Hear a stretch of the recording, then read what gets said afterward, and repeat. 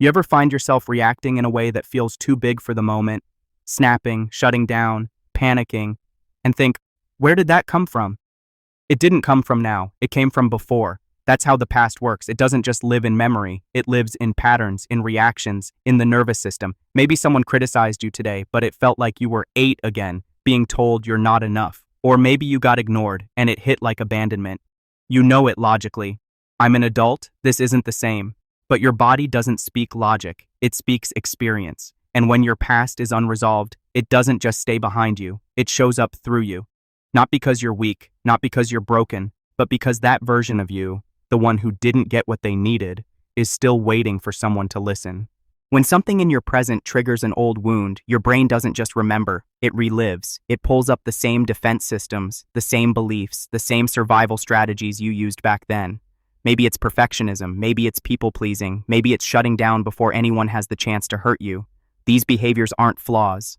They're artifacts, proof that at some point they worked. They kept you safe, accepted, in control. But what protected you once can trap you now. You grow, but the strategy stays stuck.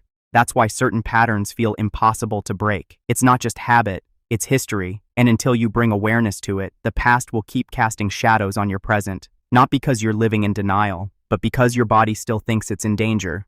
Healing starts when you realize you're not reacting to this moment, you're reacting to the moment it reminds you of. That's what makes healing so confusing. You think you're dealing with now, the relationship, the job, the fight, but you're actually carrying then old pain, unmet needs, emotional debts that never got paid. And sometimes the worst part isn't what happened. It's how alone you felt in it, how no one helped you make sense of it. So you internalized it, you made it your fault. You buried it so deep, it started to feel like personality. I'm just anxious. I'm just sensitive. I just overthink. But those aren't traits, they're responses. And the more you repeat them, the more permanent they feel. That's how the past keeps control.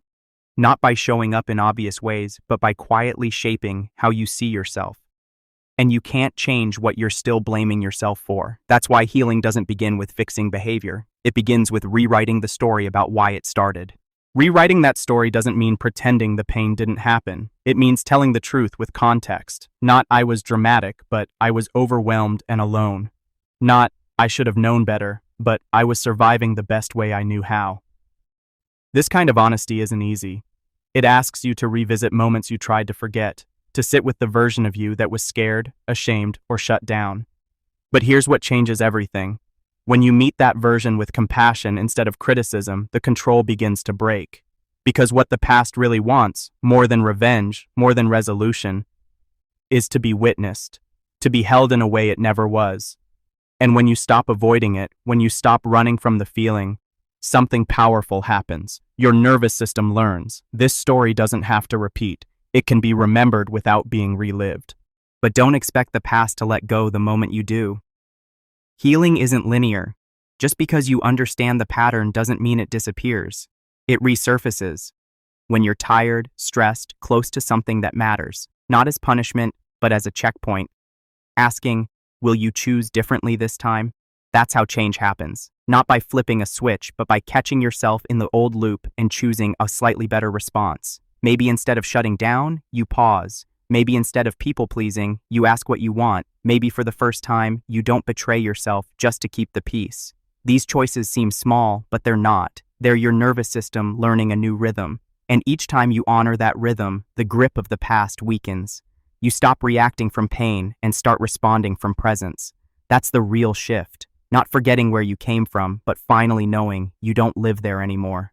The hardest part of this work isn't remembering what happened, it's accepting what didn't. The apology you never got, the protection that never came, the love that was always conditional. There's grief in that. And if you skip it, you end up chasing healing through productivity, trying to prove you've moved on by achieving, fixing, outperforming your pain. But healing isn't a performance, it's a reclamation of your voice, your boundaries, your right to say, that wasn't okay, and I deserve better. You don't owe anyone a version of yourself that makes them comfortable with what they did or didn't do. And you don't have to keep reenacting old dynamics just to feel loyal to your story. You're allowed to grow out of it. to build a life where your nervous system doesn't expect harm, where safety is the norm, not the exception. That life won't erase your past, but it will prove it doesn't get to define you. And once you start living from that place, where you're not ruled by old wounds, you'll notice something else shift: your choices. You won't chase people just to feel enough. You won't tolerate environments that echo your trauma. You'll stop mistaking chaos for chemistry, silence for peace, guilt for love. That's how you know the past is losing its grip. Not because it disappears, but because it stops driving. You become the one behind the wheel, more grounded, less reactive, still human, still healing, but with clarity. You can tell when something's yours to carry, and when it's just a ghost of who you used to be. And even on hard days, you trust yourself more. You don't abandon your needs just to avoid discomfort. You stay, you listen, you lead yourself forward, not because the past is gone, but because you're no longer afraid of remembering it. The past doesn't stop mattering. It just stops owning you. You still carry the memories, but they stop shaping your worth. You still feel the echoes, but they don't dictate your decisions. And healing isn't about never being triggered again. It's about knowing what to do when you are. It's about being able to say, this feeling is old, but I am new.